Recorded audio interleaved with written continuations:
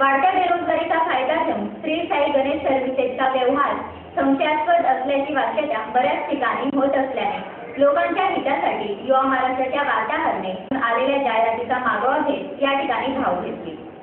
या कंपनीचा प्रतिनिधी मुख्य सिद्धार्थ येसनकर हा बाहेर गावी असल्याने येथील कारभार जळगावातील स्थानिक लोक बघतात। कुठूनही येऊन भाड्याचं ऑफिस घेऊन कंपनीचा बोर्ड लावून स्थानिक लोकांच्या हाताशी घेऊन ही कंपनी जळगाव जिल्ह्यातील बेरोजगारांना फसवण्याच्या प्रयत्नात आहे।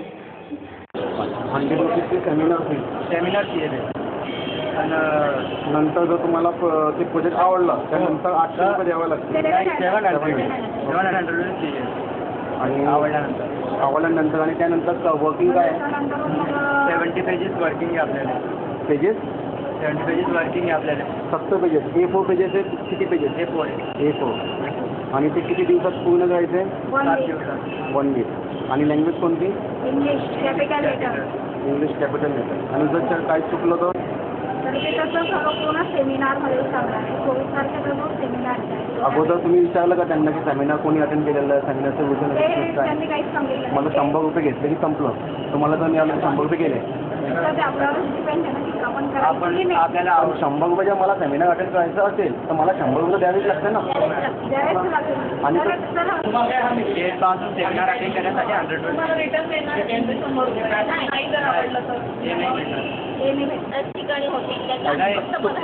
तुम्हाला वाटतंय ना तुम्हाला हे वाटतंय ना फसवणूक होते तुम्हाला वाटतंय ना त्यासाठी आम्ही आलेलो आहे की असे फसवणूक खूप चालू आहे त्यासाठीच आम्ही तुम्हाला विचारलो तुम्हाला वाटतं की नाही वाटतं हे फसवेगिरी आहे या कंपनीचा जो व्यवसाय आहे तो त्यांनी स्पष्टपणे सांगण्यास नकार दिला। या ठिकाणी सुरुवातीला काही वृत्तपत्रातून जाहिरात येत आहे लिखाणकाम करून घर बसल्या पैसे कमवा 13,500 रुपये आठवड्याला अशी जाहिरात वाचून बरेच बेरोजगार तरुण आणि गृहिणी या कंपनीत सुरुवातीला सहभाग म्हणून प्रति व्यक्ती 100 रुपये आणि काम करायचे असल्यास 700 रुपये भरावे लागतात। म्हणजे ही कंपनी पैसे कमवून देण्याआधी खिसा खाली करते। यात प्रवेश शुल्काचं पूर्ण गणित बघूया। एका व्यक्तीकडून 100 अधिक 700 म्हणजे 800 रुपये तर सेमिनारमध्ये जर 60 लोक तयार झाले तर 48,000 आठवड्याला येतात आणि महिन्याचा काही खर्च लाख रुपयांवर जातो। या कंपनीकडून आठवडाभर काम घेऊन दिलेल्या वेळेतच पूर्ण करून द्यावे लागते। 70 पेज इंग्रजी कॅपिटल लेटरमध्ये लिहून द्यावे लागतात। या चुकांप्रमाणे पैसे कापले जातात। जर 70च्या वर चुका झाल्या तर पैसे मिळत नाही।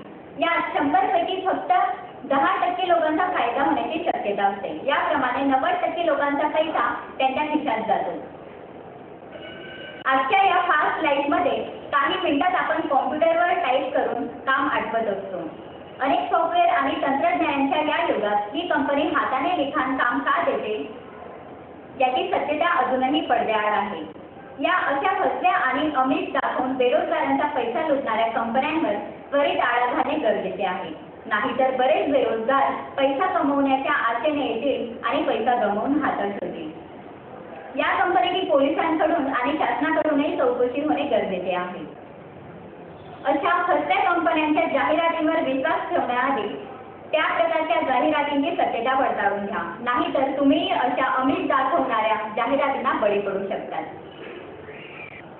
याचबरोबर हा विशेष वृत्तांत इथेच संपतो। मी सरिता सोनवणे, युवा महाराष्ट्र जळगाव।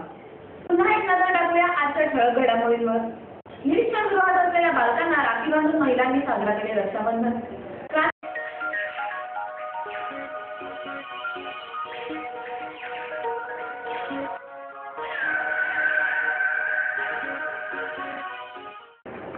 नमस्कार, मी सरिता। आपण पाहतात युवा महाराष्ट्र बातमीपत्र। सुरुवातीला पाहूया आजच्या ठळक घडामोडी। सकाळच्या 10वा वर्धापन दिन उत्साहात साजरा। गोलारी मार्केटच्या 4थ्या मजल्यावरून तरुणाचा आत्महत्येचा प्रयत्न। युवा शक्ती फाउंडेशनतर्फे रस्सीखेच दहीहंडी। गोलारी मार्केटला विद्यार्थ्यांनी केले स्वच्छतेसाठी अनोखे आंदोलन। आता पाहूया बातम्या विस्ताराने। जळगाव येथील कांदाई सभागृहात सकाळच्या खानदेश आवृत्तीचा दशकपूर्ती वर्धापन दिन उत्साहात साजरा करण्यात आला।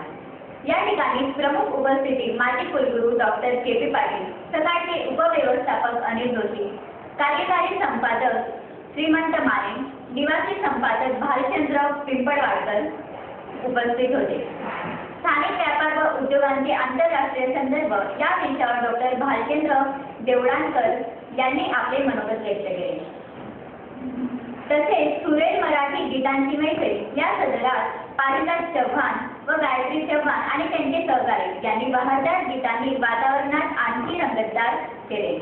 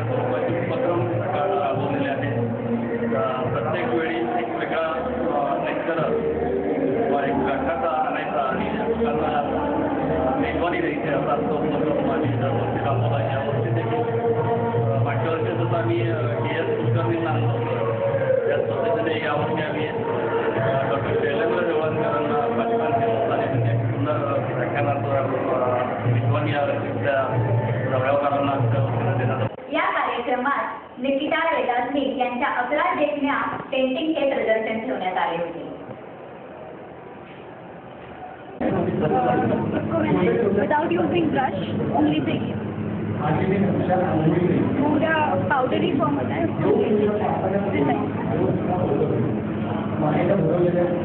बांधनी जो राजस्थान का है, हम लोग उसको जापान तरीके से करते हैं. उसके ऊपर मैंने फैब्रिक पेंटिंग करने की कोशिश की. वो ऑलरेडी इतना कलरफुल बैकग्राउंड होता है, इसलिए ये कोई सोचता नहीं, कोई भी कर सकता है. लेकिन उसके ऊपर जो सीनरी मैंने ड्रॉ की है वो अलग इस तरीके का फैब्रिक कोलाज क्रिएट करने की कोशिश की है, जिसके अंदर अलग अलग टाइप के फैब्रिक्स कट किए और सीताफल का लुक देते हुए मैंने इस पेंटिंग को थोड़ा नेचुरल बनाया. ये लाइफ का फर्स्ट पेंटिंग है मेरा. ड्रैगन जो बोलते हैं इजी बच्चों की लैंग्वेज है, लेकिन इसका नाम होता है फीनिक्स बर्ड जो मुंह से फायर छोड़ता है. ये वो लाइफ का फर्स्ट पेंटिंग है. ये जो है कैनवस पे एक्रेलिक है. केनियन पेंटिंग होता है, इसके लिए मैंने कैनवस पे टेक्सचर वाइट और लाइट कबूतर एक शांति का प्रतीक होता है. उसके आजू बाजू क्या चल रहा है उसको कोई लेना देना नहीं होता है. पूरा लाइफ का जो वो खुशी होती है, जो एक्सपीरियंस करना होता है, वो उससे सीख सकते हैं हम लोग. भले उसके आजू बाजू कितना भी शोर है. जैसे हम लोग इंसान सोचते हैं कि हमारे मन में बहुत तकरार है, ये है, लेकिन हम लोग ने वो सोचना ही बंद कर दिया और हमने सोचा कि मैं बहुत खुश हूँ, ये हूँ, मेरे को कुछ लेना देना नहीं है, तो हम लोग लाइफ का ट्रू हैप्पीनेस ले सकते हैं. ये टीन एजर्स के लिए जो जैकेट होता है ना, उसके बैक साइड के लिए मैंने डिज़ाइन बनाया था, टेक्सटाइल डिज़ाइनिंग के लिए. ये मैंने फिर से उंगली से किया है. माँ की जो ये होता है कूस जिसको बोलते हैं मराठी में, माउली की कूस, जो हमको ओक मिलती है, जितना हम लोग सेफ फील करते हैं वो कहीं नहीं फील होता हम लोग को. भले हम लोग बाहर से डर के आएंगे, पहले हम लोग मम्मी को हक करेंगे. इस तरीके से इमोशन बताया है. फिर ये सेफ और डेलिकेसी बताने के लिए उसके लिए मैंने बटरफ्लाई विंग्स लगाए और पेंसिल शेडिंग किया है. ये फिर से मैंने उंगली से किया है. मेरे को थोड़ी शक्ति बतानी थी, तो मैंने इस तरीके का कॉन्सेप्ट लिया डायरेक्ट मैसेज के लिए कि औरत ही एक ऐसी है जो मन की शांति दे सकती है. जो बाहर का जो भी टेंशन है, कचरा है, जो भी जिसको हम बोलना चाहेंगे, वो फेंकने का काम इसका होता है और शांति क्रिएट करती है, खुशियाँ लाती है। ये मुझे बेसिक कॉन्सेप्ट सब में ये था कि औरत शक्ति दिखती है, नारी शक्ति जिसे बोलते हैं। ये राधा कृष्ण जो बांसुरी में राधा उनकी खो जाती थी, वो आजकल वैसा नहीं है। तो मैं ये इसीलिए बनाई कि आज हम लोग को उसकी वैल्यू होनी चाहिए। बस ऐसे आई लव यू बोल दिया और प्यार हो गया, ऐसे नहीं होता है। ये फिर से मैंने सेफ गर्ल चाइल्ड बनाया है, जिसके अंदर मैंने फेस नहीं बताया लड़की का, लेकिन कुछ ऐसी चीज़ें बताई है जिससे नारी दिख के आई, बेबी गर्ल दिख के आई, नथनी, बिंदी, पिन, हेयर पिन, जिससे वो लड़की दिख के आए। मैंने उसका डेलीकेसी के लिए फिर से बटरफ्लाई विंग्स बताया कि वो इतनी डेलीकेट है। और ये जो चीज़ ब्लैक बैकग्राउंड में जो लोग क्रिएट किए, ये वो लोग हैं जो भ्रूण हत्या करते हैं। तो उनके लिए मैसेज है कि तुम लड़की को सेव करोगे तो तुम्हारे लिए बहुत अच्छा रहेगा। इतनी नाजुक है, तुम्हारे लिए आगे वो खुद में से बटरफ्लाई बन के आ सकती है। एक छोटे से कीड़े से वो बटरफ्लाई बन सकती है। Thank you. आज सकाळी 11 वाजेच्या सुमारास शहरातील वर्दळ सुरू होत असताना बोलाने मार्केट येथे 4थ्या मजल्यावरून अक्षय सुभाष चव्हाण या तरुणाने आत्महत्येचा प्रयत्न केला। हे कृत्य करण्याआधी त्याने आपल्या चुलत भावास प्रवीण चव्हाण यास कळवले होते। काही वादामुळे त्यांनी हा निर्णय घेतल्याची चर्चा होत आहे। या संबंधी तपास उपपोलीस निरीक्षक युवराज अहिरे करीत आहेत। त्याचं नाव चव्हाण म्हणून आहे त्या चिठ्ठीवर. काय चिठ्ठी लिहिली का चिठ्ठी दिलेली त्या पोलीस लोकांना दिली चिठ्ठी. पोलीस लोकांनी दिली का? हा. कशा कुठून पडला तो? तो 3ऱ्या मधून आला का? 3ऱ्या मजल्यावरून पडला का? हो. पडला का उडी मारली? उडी मारली तेच त्याला माहिती आता वरतून आला ना तो. त्याच्या सोबत कोण होता? तिथं एक व्यक्ती तो पडदाला खालची तो मी ऐकलं की एक लडकी होती आणि त्यांचं काहीतरी चालू होतं. नाही ते वरती खाली व्हायचे पण एक मनुष्य आला होता पोऱ्या आणखी एक मुलगी होती. नाही एक मुलगा आला होता खाली. मी ऐकलं की मुलगी पण होती. ती मुलगी ते नाही माहिती आता काय मी खाली उतरला ना. मुलगी पण होती पण असं ऐकलेलं आहे. पण काय आहे ते कॉलेज जॉबला वरती वरती होते ते वरती माहिती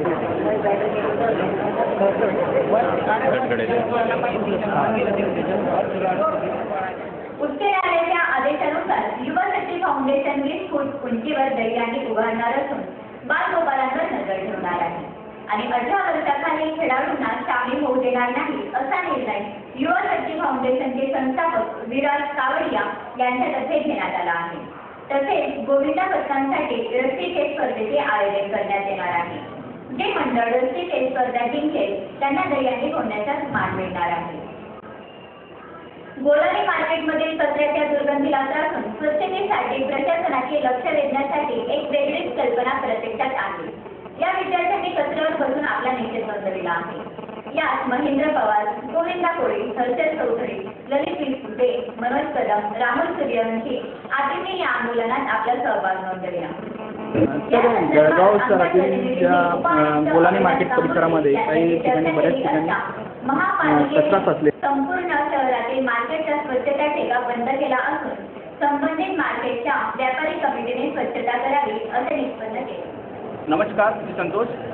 आज जळगाव शहरातील एक व्यापारी पेठ असलेल्या गोलानी मार्केटमध्ये असंख्य कचरा भरलेला आहे। त्या कचऱ्याला कंटाळून आज येथील जे विद्यार्थी आहेत त्या विद्यार्थ्यांनी अक्षरशः 15 ऑगस्टचा आपला स्वातंत्र्य दिन असताना तरीसुद्धा आपल्याला कचऱ्यामध्ये जगावं लागत आहे। म्हणजे एक आपल्याला स्वातंत्र्य दिन घाला घातला जातो आणि त्या कचऱ्याला कंटाळून त्यांनी अक्षरशः कचऱ्यावर बसून आंदोलन करण्याचे ठरविले। तर तेव्हा आपण त्यांच्यासोबत चर्चा करूया आणि त्यांनी जे आंदोलन केलेलं आहे त्या आंदोलनाविषयी आपण माहिती जाणून घेऊया। तर आपण काय सांगाल याबद्दल? माझं सर्वात पहिलं निवेदन सन्माननीय आयुक्त साहेबांना आहे की आम्ही जर जळगावचा सगळा टॅक्स पे करत असू, जे काही आरोग्य कर असेल किंवा अग्निशामक कर असेल, तर त्याबद्दल आम्हाला योग्य मोबदला मिळाला पाहिजे अशी आमची प्रामाणिक इच्छा आहे। धन्यवाद सर। आपण याबद्दल काय सांगाल? सर, आम्ही प्रत्येक विद्यार्थी या गोलानी मार्केटमध्ये रोज येत असतो, पण हे स्वच्छता नाही, काही नाही आहे, बघत नाही, कोणी वर येत नाही। हे माननीय आयुक्त सरांना एवढीच विनंती की यांनी लवकर हे काम करावं। अखेर विद्यार्थ्यांना आंदोलन करावं लागतंय, तेही आणि कचऱ्यासाठी। कचऱ्यामध्ये ते जीवन जगत आहेत, कचऱ्यामध्ये इथे बऱ्याच हॉस्टेल्स आहेत, तर क्लासेस आहेत. त्या क्लासेसमध्ये शहरातून तसेच शहरातूनच नव्हे तर जिल्ह्यातून इथे लोक येत असतात आणि या बोलानी मार्केटच्या परिसरामध्ये दुर्गंधी पसरलेली आहे आणि त्या दुर्गंधीचा वेळ सामना करीत असताना शिक्षण घेत आहेत. तर त्याविषयी त्या विद्यार्थ्यांना आंदोलन करावं लागतं, ही एक मोठी गोष्ट आहे आणि तरीसुद्धा आयुक्तांनी आणि महापालिकेने याकडे लक्ष द्यावे असे आम्हाला आज वाटत आहे.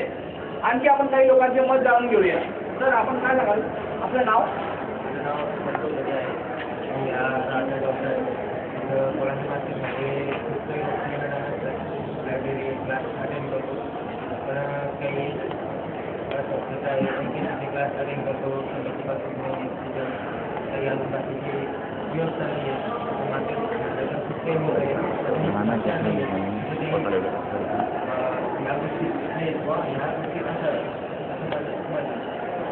धन्यवाद सर.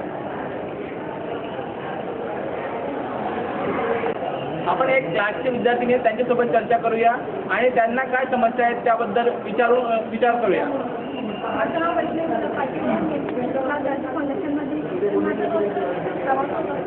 वास भरपूर येतं ते वास आल्यामुळे मला दुरून यावं लागतं, म्हणजे फिरून वास नको यायला पाहिजे आणि घाण सहन नको करायला पाहिजे. किडे ते प्रॉब्लेम होतात. जळगाव शहरातील ज्या गोलानी मार्केट परिसरामध्ये काही ठिकाणी बऱ्याच ठिकाणी कचरा साचलेला आहे, त्या संदर्भात आपण माहिती देऊ इच्छिता.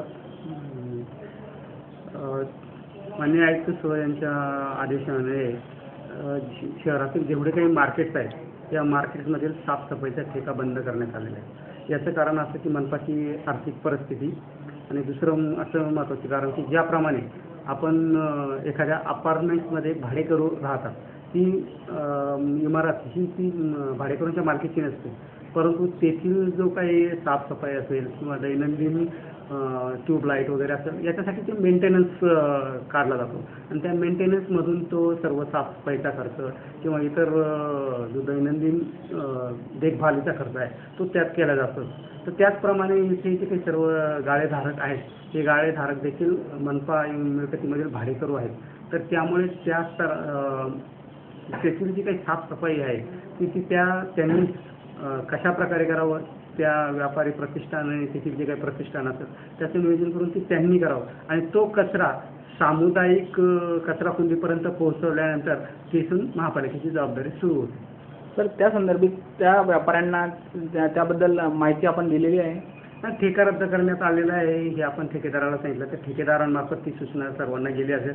याचबरोबर वृत्तपत्रांमधून सुद्धा अनेक वेळा याच्यावरती चर्चा झालेली, बातम्या झालेली, त्याच्यामुळे स्पेशली असं त्यांना कळवण्यात आलेलं नाही आहे, परंतु ही बाब त्यांना अवगत आहे. तर गोलानी मार्केटमध्ये 2 ठिकाणी रेलिंग्स तुटलेल्या आहेत.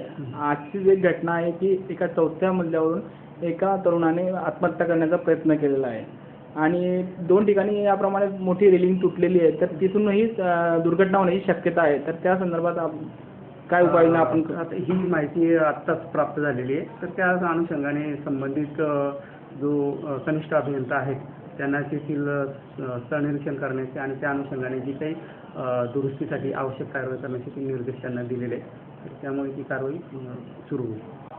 सर, आपल्या जळगाव महापालिकेतर्फे 15 दिवसाचं विशेष स्वच्छता अभियान जे चालू केलेलं आहे त्या संदर्भात आपल्याकडून माहिती पाहिजे होती. हे अभियान आपण कालपासून सुरुवात केलेली आहे. काल काही कचरा उचलण्यात आला आणि त्याचबरोबर आजसुद्धा ही मोहीम राबवण्यात आली. पण याच्यातील जे काही संपूर्ण जे काही डिटेल्स माहिती आहे हे आमचे आरोग्य अधीक्षक आपल्याला देतील. आपण ते इथे उपस्थित आहेत, ते आपल्याला व्यवस्थितरित्या यातील बाब समजून सांगतील. धन्यवाद. नमस्कार सर. नमस्कार सर, आपल्याकडे जे 15 दिवसाचं जे स्वच्छता अभियान चालू आहे त्या संदर्भात आपण माहिती द्याल अशी मी. आम्ही कालपासून स्वच्छता अभियान सुरू केलं, पण काल आपलं डिझेल आणि पेट्रोल पंपवाल्यांचा संप असल्यामुळे काही वाहने आमचे बंद होते.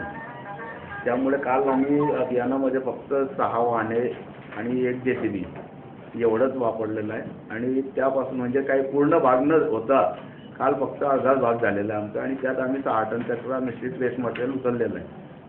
आणि ते घेतलं आम्ही अशोक टाकीजच्या मागची गल्ली टाकला बोर्ड, नंतर तिजोरी गल्ली आणि कोंडवाडा गल्ली या 3 ठिकाणून एवढं 6 टन कचरा उचललेला आहे. आणि नंतर आज जवळजवळ आम्ही हेच अभियान शनीपेठ, पोलनपेठ, बलरामपेठ, भवानीपेठ, नंतर नवी पेठ, विसंजी नगर, शाहूनगर या भागामध्ये राबवून जवळजवळ 70 टन कचरा उचललेला आहे. यात 2 JCB आणि 8 ट्रॅक्टर आणि 2 डंपर एवढा वापर केलेला आहे वाहनांचा. याच्यामध्ये आपण काही सामाजिक संस्थांचा वगैरे काही वापर करणार आहात का? आत्ता साहेबांनी सांगितलं की बा स्काउट गाईड किंवा शाळा कॉलेजेस यांना असे आपण पत्र द्या म्हणून, आणि ते जर आपल्यात सहभागी होतील तर त्यांच्याकडून आपण त्या कमीत कमी त्यांच्या आवारातली साफसफाई, त्यांच्या कंपाऊंडच्या बाहेरची साफसफाई त्यांनी जर केली तर फारच उत्तम. धन्यवाद. पुन्हा एकदा नजर टाकूया आजच्या ठळक घडामोडींवर. सकाळचा 10वा वर्धापन दिन उत्साहात साजरा. बोलारी मार्केटच्या 4थ्या मजल्यावरून तरुणाचा आत्महत्येचा प्रयत्न. युवा शक्ती फाउंडेशनतर्फे रस्सी खेच दहीहंडी. बोलारी मार्केटला विद्यार्थ्यांनी केले स्वच्छतेसाठी अनोखे आंदोलन. याचबरोबर आजचे बातमीपत्र इथे संपले. पुन्हा भेटूया पुढच्या सत्रात.